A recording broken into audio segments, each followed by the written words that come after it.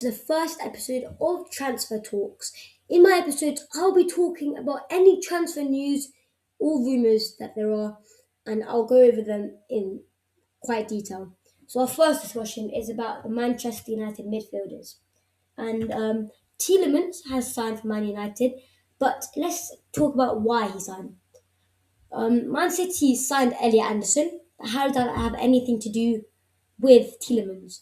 So they signed Elliot Anderson for a record-breaking £116 million, which broke the internet and is horrible because now all the transfer market is messed up because now all the clubs are expecting their players to have a higher market value now because of Elliot Anderson joining Man City for £116 million.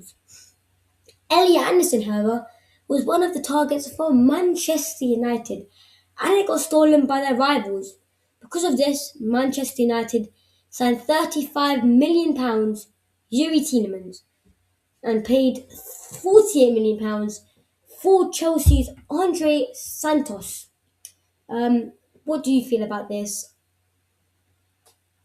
I don't know. I feel like I don't feel like that this was a good transfer to make. I feel like they had other choices. They could have gone out there and signed Paqueta, who's good, Luis Paqueta. And there's other choices out there as well that don't get necessarily a chance in the first, a high level first team that want to play for a first team. Um, and yeah,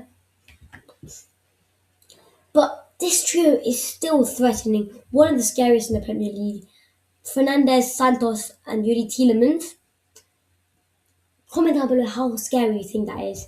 I think it's going to be quite scary. Bruno Fernandes assisting Youri Tielemans on the right mid, right centre mid, and Andrey Santos on the CDM position. So you imagine Bruno Fernandes and Tielemans, and then here Andrey Santos, Cunha, and then the rest are up and below. But that's just good, if you know what I'm saying. You got Cunha, Fernandes, Santos, Tielemans. That's too good. Now moving on to Arsenal, they've just released news that Kepa wants to leave, and they've moved their new signing on a free transfer. Ian Meslier, who they signed on a free transfer, has moved up to a second keeper position if Kepa does leave. They signed him as a third keeper, but if Kepa does leave, he'll get moved up to a second keeper. And they want Setford to go on loan to get experience, but if he does move up to second keeper, I don't think this will happen. Setford will not go on loan. Arsenal have also they had completed their first signing of the transfer window all the way in June, which none of us actually knew about, and that's Piero Hincapié. You might say Hincapié already played for Arsenal, but actually he was on loan to Arsenal from Bayer Leverkusen, and it's a loan to buy deal for £52.2 million, and it got completed. Arsenal accepted the buy and on his contract and bought him. But another interesting one is that Arsenal have reopened their case, which is surprising, and looking for a swap deal this time for Atletico Madrid's Julian Alvarez. They want to pay Victor Gyökeres and £50 million for Julian Alvarez, but before, however, they were only open to paying around £130 million, 110 to £130 million for him. But now they're instead of the extras 80, 70, £60 million, they're paying Victor Gyökeres on that instead. Arsenal have also targeted Bradley Barcola, Morgan Rogers, and Bruno Guimaraes. However, Arsenal have made their first transfer for Ian Meslier and Hincapie as well. As well as this, Arsenal have sold their left winger Leandro Trossard to Besiktas for around £17 million. The most clutch winger Arsenal had this season, undoubtedly, and because of him, it's a big part of why Arsenal in the league. And last winner goal against West Ham was amazing, and definitely did win them the league. They also put their current third keeper, Setford.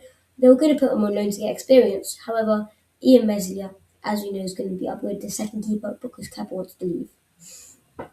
Morgan Rogers remains Arsenal's second target now after Bruno Guimaraes has been put up as he asked Newcastle that he wants to join Arsenal.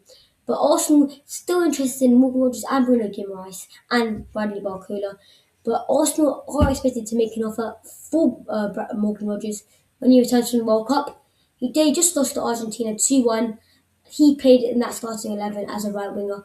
Will we see him starting as right wing for Arsenal? I see Saka starting over him. He might start as a cam. Left winger position, we've got another signing that Arsenal might make that I will talk about in the next video. But yeah, Villa went above £100 million, around £130 is their asking price. Should convince them.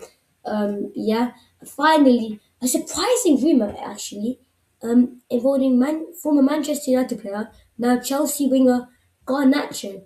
According to reports, Roma are interested in signing the Argentinian international this summer. Roma are a good club. They deserve to sign World Cup players. Garnacho hasn't been a single win in the World Cup this year.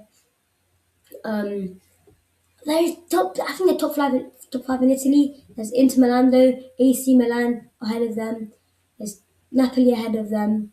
Um, who else is ahead of them? Juventus are ahead of them. Top five club. I think they can become top three easily. Garnacho might help them do it. I think Garnacho is good. But people are saying he's bad because I don't know why I think he's bad. He's a good player, but he just didn't get the game time, and he just didn't show his potential when he does get his game time. But thank you. That's all for today's transfer roundup. What is the rumour that most surprised you? What rumour do you think is likely to happen? And what's your favourite transfer news that already happened? Let me know your thoughts down in the comment section below. If you enjoyed today's video, please don't forget to leave a like and subscribe to the channel. And turn on notifications so you never miss another channel update because I'm a small content creator. Trying to go big. Thank you for watching, and I'll see you in the next one. Thank you. Bye.